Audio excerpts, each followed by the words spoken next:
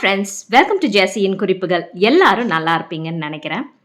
இன்னைக்கு நம்ம என்ன வீடியோ பார்க்க போகிறோம் அப்படின்னா, ரீசெண்டாக ஒரு சப்ஸ்கிரைபர் எனக்கு கமெண்ட் பண்ணி கேட்டிருந்தாங்க. அக்கா, எங்களுடைய சம்பளம் 20,000 ரூபாய் தான். நாங்கள் 2 பேருமே வேலைக்கு போகிறோம். ஆனால் எங்களுக்கு 3 லட்ச ரூபாய் கடன் இருக்குது. அந்த கடனை நாங்கள் கட்டிக்கிட்டு இருக்கோம். எப்படி அதை அடைக்கிறதுக்கு ஏதாவது மெத்தட் சொல்லுங்கள் அப்படின்னு கேட்டிருந்தாங்க. ஸோ இன்னைக்கு அதை பற்றி தான் வீடியோ. உங்களுக்கும் இந்த மாதிரி கடன் இருந்ததுன்னா நான் சொல்கிற மெத்தட்ஸை ஃபாலோ பண்ணி நீங்களும் சீக்கிரமாக உங்களுடைய கடனை அடைக்கலாம். நான் இந்த மாதிரி நிறையா வீடியோஸும் போட்டிருக்கேன். எப்படி என்னுடைய ஃப்ரெண்டு 2.5 லட்ச ரூபாய்க்கான நகை கடனை அடைச்சாங்க. அதுக்கப்புறமா என்னுடைய இன்னொரு ஃப்ரெண்டு எப்படி 5 லட்ச ரூபாய் சேர்த்து வச்சு சீக்கிரமாக வீடு வாங்கினாங்க 2 வருஷத்தில் அப்படிங்கிற விஷயங்கள்லாம் போட்டிருக்கேன். அந்த வீடியோஸோடைய லிங்க்கை நான் டிஸ்கிரிப்ஷன் பாக்ஸில் கொடுக்குறேன். கண்டிப்பாக போய் செக் பண்ணி பாருங்கள். இன்னும் நான் நிறைய ஃபினான்ஷியல் அட்வைஸு, அதுக்கப்புறமா மணி சேவிங் டிப்ஸ் எல்லாமே போட்டிருக்கேன். மணி ரிலேட்டட் பிளேலிஸ்ட்டில் இருக்கும். கண்டிப்பாக போய் பாருங்கள். மிடில் கிளாஸ் மக்கள், லோவர் மிடில் கிளாஸு, இல்லத்தரசிகள், ஸ்டூடெண்ட்ஸ் இவங்க எல்லாருக்குமே ஹெல்ப்ஃபுல்லாக இருக்கும். நகைகள் எப்படி சேர்க்கலாம் அப்படிங்கிறது கூட நம்மளுக்கு கற்றுக்கிறதுக்கு வாய்ப்பு இருக்குது. இந்த வீடியோ உங்களுக்கு பிடிச்சிருந்தது அப்படின்னா மறக்காமல் ஒரு லைக்கும் கமெண்ட்டும் பண்ணுங்கள். நான் போடுற வீடியோஸ் பிடிச்சிருக்கு அப்படின்னா இந்த சேனலுக்கு சப்ஸ்கிரைப் பண்ணவும் மறக்காதீங்க. ஸோ முதல் விஷயம் நம்ம என்ன பண்ணணும் அப்படின்னா, யார்கிட்டலாம் கடன் இருக்கோ எல்லாருமே ஒரு சபதம் மாதிரி எடுத்துக்கோங்க. இனிமே நான் கடன் வாங்க மாட்டேன் அப்படின்னு உங்களுக்குள்ளேயே ஒரு தன்னம்பிக்கையை வளர்த்துக்கோங்க. என்னால் நான் சம்பாதிக்கிற காசுக்குள்ளேயே நான் குடும்பம் நடத்துவேன். நான் பேச்சுலராக இருந்தாலும் எனக்கான செலவுகளை நான் என்னுடைய சம்பளத்துக்குள்ளேயே நான் முடிச்சுப்பேன். நான் யார்கிட்டேயும் போய் கையை கட்டி நிற்க மாட்டேன் அப்படின்னு போய் நீங்களே ஃபஸ்ட்டு ஒரு உறுதிமொழியை எடுத்துக்கோங்க. அப்போ தான் நம்ம கடனை விட்டு வெளியில் வந்ததுக்கப்புறம் திரும்ப இன்னொரு கடனில் போய் மாட்டிக்க மாட்டோம். இல்லைனா கடன் இருக்கும்போதே இன்னொரு கடன்லையும் போய் மாட்டிக்காமல் இருப்போம். அடுத்த விஷயம் என்ன பண்ணணும்னா, எவ்வளவுக்கு எவ்வளவு முடியுமோ நம்மளுடைய செலவுகளை நம்ம குறைச்சிக்கணும். இப்போ 50,000 ரூபாய் செலவு சம்பளம் வாங்குறவங்கன்னு வச்சுக்கோங்களேன். அவங்க ஏன் அவ்வளவு செலவு பண்ணுறாங்க அப்படின்னு கேட்டிங்கன்னா, அவங்களுடைய வருமானம் அவ்வளவு இருக்குது, அதனால அவங்க செலவு பண்ணுறாங்க. ஆனால் இது ஒரு 10,000 20,000 ரூபாய் சம்பளம் வாங்குறவங்கன்னா அவங்களுக்கு ஏற்ற மாதிரி அவங்க செலவுகளை குறைச்சிக்கிறாங்க. ஆனால் எல்லாருக்குமே ஒரே மாதிரியான செலவுகள் தான். என்ன பண்ணுறோன்னா, நம்மளுடைய சம்பளம் அதிகமாக ஆக நம்மளுடைய செலவுகளையும் நம்மளே அதிகமாக்கிக்கிறோம். அதே சாப்பாடை தான் 2 பேருமே சாப்பிட போகிறோம். அதே காய்கறிகள் தான் எல்லாருமே சாப்பிட போகிறோம். ஆனால் நம்ம என்ன பண்ணுறோன்னா, நம்மளுடைய லைஃப் ஸ்டைலை நம்ம சேஞ்ச் பண்ணிக்கிறோம். ஆனால் முடிஞ்ச அளவுக்கு நம்ம என்ன பண்ணணும்னா, நம்ம வாழ்க்கையில் முன்னேறணும் அப்படின்னா நம்மளுக்கு எவ்வளவு தான் வருமானம் அதிகமானாலும் சரி, நம்மளுடைய செலவுகளை ஒரு மினிமலாக நம்ம வச்சுக்கிறணும். இப்போ இவங்களுடைய கேஸில் பார்த்தீங்கன்னா 20,000 ரூபாய் சம்பளம். குழந்தைங்க கவர்மெண்ட் ஸ்கூலில் தான் படிக்கிறாங்க. 2 பேருமே வேலைக்கு போகிறாங்க. ஆனாலும் சம்பளம் குறைவாக தான் இருக்குது. ஆனால் அதனால அவங்க என்ன பண்ணுவாங்கன்னா, அவங்களுக்கே தெரியும் நம்மளுடைய செலவுகளை குறைச்சிக்கிறோன்னா, அதனால் கண்டிப்பாக அவங்க குறைச்சிக்கிட்டா இருப்பாங்கன்னு நினைக்கிறேன். நீங்களும் கடன் வச்சுருக்கீங்க, உங்களுடைய சம்பளம் அதிகமாக இருந்தாலும் பரவாயில்ல. ஆனால் ஃபஸ்ட்டு உங்களுடைய கடனை நீங்கள் கட்டி முடிக்கிறதுக்கான வேலையை நீங்கள் பாருங்கள். கடனெல்லாம் முடிஞ்சதுக்கப்புறமா உங்களுடைய செலவுகளை நீங்கள் கொஞ்சம் அதிகப்படுத்திக்கிறலாம். 3வது விஷயம் என்னன்னு பார்த்தீங்கன்னா, இப்போ நீங்கள் கடன் அதிகமாக இருக்குது. அப்போ என்ன பண்ணணும்னா, உங்களுடைய வருமானத்தை எப்படியாவது அதிகப்படுத்த முடியுமா? வேறு ஏதாவது கம்பெனியில் போனால் நம்மளுக்கு இன்னும் ஒரு 5,000 10,000 ரூபாய் அதிகமாக கிடைக்குமா அப்படிங்கிறத நீங்கள் பார்க்கணும். 2 பேரில் யாராவது ஒருத்தர் அந்த மாதிரி கொஞ்சம் வருமானத்தை அதிகப்படுத்துறதுக்கான வழிகளை தேட ஆரம்பிக்கலாம். 4வது விஷயம், ஏதாவது ஒரு பகுதி நேர வேலை மாதிரி செய்யலாம். பசங்களுக்கு டியூஷன் எடுக்கலாம்.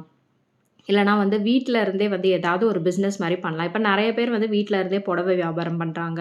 ப்ளவுஸுக்கு அந்த ஓரெல்லாம் தச்சு கொடுக்குறாங்க. நைட்டிக்கு ஓரம் தச்சு கொடுக்குறாங்க, பிடிச்சி கொடுக்குறாங்க. அதுக்கப்புறம் வீட்டில் இருந்து மசால் தூள் அந்த மாதிரிலாம் அரைச்சி கொடுக்குறாங்க. ஸோ அந்த மாதிரி விஷயங்கள் கொண்டு நீங்கள் பண்ண ஆரம்பிக்கலாம். அதில் ஏதாவது ஒரு காசு, ஒரு 1,000 ரூபாயோ 2,000 ரூபாய் வந்தாலும் அதை உங்களுடைய கடன் அடைக்கிறதுக்கு உங்களுக்கு ஈஸியாக இருக்கும். ஸோ இன்றைக்கி நான் பட்ஜெட் எல்லாம் போட்டு காட்ட போகிறது கிடையாது. இவ்வளவு காசில் நீங்கள் உங்களுடைய குடும்ப செலவுகளை பண்ணணும்னு. கண்டிப்பாக உங்களுக்கே தெரியும், நீங்கள் கடன் அடைக்கணும் அப்படின்னா நீங்கள் உங்களுடைய செலவுகளை குறைச்சிக்கிட்டு இருக்கிற காசை எல்லாத்தையுமே நீங்கள் ஃபஸ்ட்டு கடன் அடைக்கிறதுல நீங்கள் ஃபோக்கஸ் பண்ணணும். ஸோ அதுக்கான மெத்தட்ஸை மட்டும் நான் சொல்கிறேன். அதே மாதிரி நான் சொல்ல போகிற விஷயங்கள் எல்லாமே கொஞ்சம் ரிஸ்க் இருக்கிற விஷயங்கள் கூட இருக்கலாம். அதனால் நீங்கள் உங்களுக்கு நம்பிக்கையானவங்க இருக்கிறாங்க. அந்த மாரி இடத்துல வந்து நீங்க இந்த மாரி விஷயங்கள்லாம் வந்து இப்ப சீட்டு போடுறது தான் வந்து ஃபர்ஸ்ட்டு விஷயம்னு வச்சுக்கோங்களேன். First method.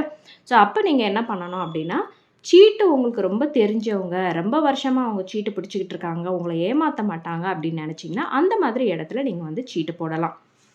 ஸோ ஃபர்ஸ்ட்டு மெத்தட்ல இதில வந்து நான் நெறைய டிஃப்ரெண்ட் டைப்ஸ் ஆஃப் சீட்டு நான் வந்து போட்டிருக்கேன். இதில ஏதாவது உங்க வீட்டு பக்கத்தில எந்த மாரி சீட்டு பிடிக்கிறாங்கன்னு எனக்கு தெரியாது. ஸோ அந்த மாரி எந்த சீட்டு பிடிக்கிறாங்களோ, அதில வந்து நீங்க போய் சீட்டு ஜாயின் பண்ணிக்கோங்க.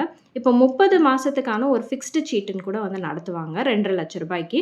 இது வந்து ஃபிக்ஸ்டா நீங்க மாசம் மாசம் நீங்க வந்து கட்டிக்கணும். ஒரே அமௌண்ட் தான் கட்டுற மாரி இருக்கும். ரூ. 6,700 கட்டுற மாரி இருக்கும். இப்ப பார்த்தீங்கன்னா, 30 மாசத்துக்கு நீங்க எவ்வளவு கட்டியிருப்பீங்கன்னு பார்த்தீங்கன்னா, கிட்டத்தட்ட ஒரு ரூ. 2,00,000 தான் கட்டியிருப்பீங்க. ஆனா, உங்க கையில வந்து ரூ. 2,50,000 வரும். ஆனா, நீங்க என்ன பண்ணலாம்னா, முன்னாலயே வந்து இத தள்ளி எடுத்துக்கிறலாம். அவங்க வந்து உங்களுக்கு வந்து ஒரு சீட்டு மாரி குடுத்துருவாங்க. அந்த சீட்ல வந்து நேம் எல்லாமே வந்து போட்டிருக்கும். இந்த இந்த மாசத்துக்கு இந்த அ அமௌண்ட்ல வந்து நீங்க எடுத்துக்கிறலாம் தள்ளி அப்படின்னு சொல்லிட்டு. அப்போ உங்களுக்கு எதுல உங்களுக்கு இந்த மாரி ரூ. 2,00,000 இல்லன்னா அ ஒரு 1,4,00,000 அந்த மாரி எந்த மாசத்துல உங்களுக்கு கிடைக்குதோ, அந்த மாசத்துல நீங்க தள்ளி எடுத்து உங்களுடைய அந்த கடன நீங்க அடைச்சுக்கலாம். ஏன்னா, உங்களுக்கு கடன்ல தான் வந்து உங்களுக்கு வட்டி ரொம்ப அதிகமா இருக்கும். கிட்டத்தட்ட பார்த்தீங்கன்னா, ஒரு 12% 13% கூட வரும். இல்லன்னா அத விட நீங்க வந்து அதிகமான வட்டிக்கு கூட வந்து நெறைய பேங்க்ஸ்ல வந்து குடுப்பாங்க. ஸோ அந்த மாரி நீங்க நெறைய வட்டிக்கு நீங்க வாங்கியிருந்தீங்கன்னா, கண்டிப்பா இந்த மாதிரி சீட்ட வந்து முன்னாலயே தள்ளி எடுத்து அத வந்து கட்டிடுங்க. அப்படி இல்லன்னா ஒரு 15 மாச சீட்டு அப்படின்னு கூட இருக்கு. இது வந்து ஃபிக்ஸ்டு கிடையாது. இது மாறி, மாறி வரும். இது வந்து ரூ. 1,50,000 சீட்டு. ஆனா ரூ. 8,000 நீங்க வந்து மாசம் கட்டணும். ஸோ உங்களுடைய வருமானத்த நீங்க பார்த்துக்கோங்க. எவ்வளவு உங்கனால வந்து சேமிக்க முடியும், எவ்வளவு நம்மனால கட்ட முடியுமோ நீங்க வந்து கட்டுங்க. அதேமாரி 2 1/2 வருஷத்துக்கான சீட்டும் இருக்கு. ரூ. 1,00,000 கட்டுற மாரி. இதுவும் வந்து ஒரு ரூ. 4,000 வந்து மாசம், மாசம் கட்டுற மாரி இருக்கும். ஸோ உங்க வீட்டு பக்கத்துல எந்த வருஷங்களுக்கு சீட்டு பிடிக்கிறாங்க, எவ்வளவு அமௌண்ட்டுக்கு பிடிக்கிறாங்க, உங்கனால அந்த மாசம், மாசம் அந்த அமௌண்ட்ட கண்டிப்பா கட்ட முடியுமா அப்படின்னு பார்த்துக்கோங்க. ஆனா, நீங்க என்ன பண்ணணும்னா, ஃபர்ஸ்ட்டு வந்து முடிவு எடுத்துக்கிறணும். இந்த மாசம் இவ்வளவு கட்டணும் அப்டின்னா, அவ்வளவு நம்மனால கட்ட முடியுமான்னு முன்னாலே முடிவு பண்ணிட்டு, என்னதான் நடந்தாலும் சரி, அந்த சீட்டுக்கு நம்ம வந்து கட்டி முடிச்சிடணும். இப்ப நம்ம பேங்க்ல ஒரு லோன் வாங்கியிருந்தோம் அப்டின்னா, கண்டிப்பா நம்ம அந்த லோனுக்கு வந்து நம்ம கட்டணும் இல்லையா? இல்லன்னா பேங்க்குக்காரன் வீட்டுக்கு வந்துருவான். அதனால நம்ம கட்டுவோம். என்னதான் கஷ்டப்பட்டாலும் அத கட்டிடுவோம் இல்லையா? அதே மாரி இந்த சீட்டையும் அந்த மாரி நெனச்சுக்கிட்டு கட்டுங்க. இல்லன்னா உங்க அ எந்த மாரி உங்களுக்கு கம்ஃபர்டபுளா இருக்கோ, அந்த மாதிரி சீட்ல கூட நீங்க வந்து ஜாயின் பண்ணிக்கலாம். சீட்டுல நான் ஏன் சொல்றேன் அப்டின்னா, இதுல தான் வந்து உங்களுக்கு அதிகமான லாபம் கிடைக்கும். ஆனா, இதுல ஒரே ஒரு டிஸ்அட்வான்டேஜ் என்னன்னு பார்த்தீங்கன்னா, அவங்க நம்பிக்கையான ஆளா இருக்கணும். அது மட்டும் தான். பட் இந்த சீட்டு எடுக்கிறது வந்து ரொம்ப நல்லது. சீக்கிரமாவும் நம்மளுடைய கடன அடைச்சிறலாம். 2வது மெத்தட் என்னன்னு பார்த்தீங்கன்னா, ஏதாவது ஒரு எக்ஸ்ட்ரா இன்கம் அட்லீஸ்ட் ஒரு ரூ. 5,000 நீங்க வந்து சம்பாதிக்கிற மாரி பார்த்துக்கோங்க. நான் வீட்ல இருந்து ஹோம் பிசினஸ்ஸு அந்த மாரி இல்லன்னா பார்ட் டைம் பிசினஸ் சொன்னேன்ல, அந்த மாரி நீங்க வந்து பார்த்து, அதில ஒரு ரூ. 5,000 வந்தது அப்டின்னாலும் நீங்க ஆர்டி அத வந்து போட்டு வச்சுக்கலாம். நீங்க 2 வருஷத்துக்கு இந்த ஆர்டி போட்டீங்கனாலே வந்து உங்களுக்கு கிட்டத்தட்ட ரூ. 1,20,000 வரும். ஸோ இது பிளஸ் நீங்க சீட்டு அந்த மாரி போட்டிருந்தீங்கன்னா, சீக்கிரமா உங்களுடைய கடன வந்து அடைச்சிறலாம். ஸோ இது வந்து 2வது மெத்தடு. 3வது மெத்தட் என்னன்னு பார்த்தீங்கன்னா, நீங்க மகளிர் குழுலலாம் இருக்கிறீங்க அப்டின்னா, அவங்க கிட்ட இருந்து நீங்க வந்து கடன் வாங்கலாம். இப்ப நெறைய பேர் வந்து அந்த குழுல இருக்கிறாங்கன்னா, உங்களுக்கு வந்து நெறைய காசு கிடைக்கும். ஸோ அந்த மாதிரி ஏதாவது ஒரு குழுல நீங்க ஜாயின் பண்ணியிருக்கீங்க அப்டின்னா, அவங்க கிட்ட இருந்து கூட நீங்க வந்து கடன் வாங்கி ஏன்னா அதுக்கு வந்து வட்டி வந்து ரொம்ப குறைவா இருக்கும். ஸோ அங்கருந்து நீங்க வாங்கிட்டு, உங்களுடைய இந்த லோன நீங்க வந்து அடைச்சுக்கிறலாம். எல்லாம் முழுசா வந்து ஏன்னா ரூ. 3,00,000லாம் மகளிர் குழுல குடுக்க மாட்டாங்க. கொஞ்சம் தான் குடுப்பாங்க. ஸோ அதுல வந்து ஒரு பார்ட் ஆஃப் த லோன வந்து ஒரு பகுதிய வந்து நீங்க வந்து அடைச்சுக்கலாம். இது வந்து 3வது. 4வது மெத்தட் என்னன்னு பார்த்தீங்கன்னா, இப்போ உங்ககிட்ட வந்து பழைய ஏதாவது தங்க நகைகள் இருக்கு. இல்லன்னா நீங்க யூஸ் பண்ணவே முடியாத நகைகள் இருக்கு. இல்லன்னா அந்த காலத்துல என்ன பண்ணுவாங்கன்னா, இந்த கேடிஎம் கோல்டுன்னு சொல்லுவாங்க. அதோடைய தரம் எல்லாம் ரொம்ப ரொம்ப குறைவு. ஸோ அந்த மாதிரி வந்து உங்களுக்கு கம்மியான ஒரு கேரட்ல இருக்குது அப்டின்னா, அந்த மாதிரி நகைகள நீங்க வந்து வித்துறலாம். வித்துட்டு அதுக்கப்புறமா நீங்க வந்து இந்த கடன அடைச்சிறலாம். கடன அடைச்சதுக்கு அப்புறமா இந்த கடன் அடைக்க வேண்டிய அந்த காசு இருக்கும்ல, அந்த காசுல நீங்க வந்து கோல்டு சீட்டு போட்டோ, இல்லன்னா வந்து நீங்க மாசம் மாசம் கூட நீங்க போய் ஏதாவது கோல்டு காயின் வாங்கியோ நீங்க வந்து நகைகள திரும்பவும் சேர்க்க ஆரம்பிக்கலாம். ஸோ லாஸ்ட் மெத்தட் என்னன்னு பார்த்தீங்கன்னா, உங்ககிட்ட ஏதாவது ஒரு இடம் இருக்குன்னு வச்சுக்கோங்களேன். இப்ப விவசாய நிலம் இருக்கு. அந்த மாரி ஏதாவது இடம் இருக்கு அப்டின்னா, அத நீங்க வந்து ஒத்திக்கு நீங்க வந்து வைக்கலாம். இது வந்து நீங்க யார்கிட்டயாவது ஒத்திக்கு குடுக்குறதா இருந்தாலும் குடுக்கலாம். அதில் உங்களுக்கு என்ன அப்படின்னா நீங்கள் வட்டி கட்ட வேண்டிய அவசியம் இல்லை. இப்போ நீங்கள் 3 லட்ச ரூபாய்க்கு நீங்கள் ஒத்திக்கு போடுறீங்க அப்படின்னா, இப்போ ஒரு 5 வருஷத்துக்கு ஒத்திக்கு போட்டிங்கன்னா அதுக்குள்ளே நீங்கள் காசு சேர்த்து வச்சு அந்த காசை வந்து நீங்கள் கொடுத்துட்டு உங்களுடைய இடத்தையும் நீங்கள் வந்து திருப்பிக்கிறலாம். அந்த மாதிரி கூட நீங்கள் பண்ணலாம். இல்லை 3 வருஷத்துக்கு 2 வருஷத்துக்கு அந்த மாதிரி கொடுக்கலாம். ஏன்னா இதில் வட்டி உங்களுக்கு கட்ட வேண்டிய அவசியம் இல்லை. ஆனால் நீங்கள் லோன் எடுக்கிறதா இருந்தால் நீங்கள் வந்து அதில் வந்து வட்டி கட்டணும். ஆளுக்கிட்ட ஒத்திக்கு வச்சிங்கன்னா இதில் வந்து உங்களுக்கு வட்டி வராது. ஆனால் இது பேங்க்கில் நீங்கள் போய் ஒத்திக்கு வச்சிங்க ஒரு வீட்டையோ ஒரு இடத்தையோ அப்படின்னா பேங்க்குக்கு நீங்கள் கொஞ்சம் வட்டி கட்டுற மாதிரி தான் இருக்கும். ஸோ முடிஞ்ச அளவுக்கு நீங்கள் வந்து ஒத்திக்கு கொடுக்கும்போது யாராவது உங்களுக்கு தெரிஞ்சவங்க சொந்தக்காரங்க அந்த மாதிரி இருக்கிறவங்கக்கிட்ட நீங்கள் வந்து ஒத்திக்கு கொடுக்கலாம். இது உங்ககிட்ட வந்து இடம் இருந்தால் மட்டும். அப்படி இல்லைன்னா நான் சொன்ன மற்ற விஷயங்களை நீங்கள் ஃபாலோ பண்ணி சீக்கிரமாக உங்களுடைய கடனை அடைங்க.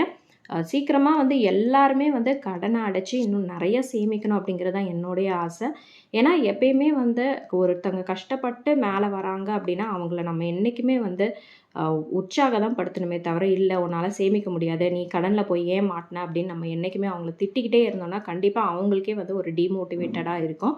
அதனால் எல்லாருமே வந்து கடன் இருக்கிறவங்க மனசில் நீங்கள் வந்து நினச்சிக்கோங்க, பரவாயில்ல நம்ம இந்த தப்பை பண்ணிட்டோம், கடன் வாங்கிட்டோம், இனிமேல் வாழ்க்கையில் நம்ம திருத்திக்கிறலாம், இனிமேல் நம்ம கடன் வாங்க வேண்டாம் அப்படின்னு நினச்சிட்டு நீங்கள் அந்த கடனை முடிச்சிட்டிங்க அப்படின்னா கண்டிப்பாக நீங்கள் வந்து நிறைய சேமிக்கலாம். வாழ்க்கையில் நல்லா முன்னேறி உங்களுக்கு தேவையான எல்லா விஷயங்களும் நீங்கள் வந்து பண்ணிக்கிறலாம். ஸோ எல்லா சப்ஸ்கிரைபர்ஸ்க்குமே வந்து ஆல் தி பெஸ்ட். கடன் இருக்கிறவங்களுக்கு, இந்த சப்ஸ்கிரைபருக்கும் வந்து சீக்கிரமாக நீங்கள் கடனை அடைக்கிறதுக்கான வாழ்த்துக்கள்.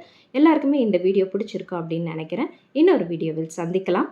அதுவரை உங்களிடமிருந்து விடைபெறுவது உங்கள் அன்பு தோழி ஜெஸ்ஸி.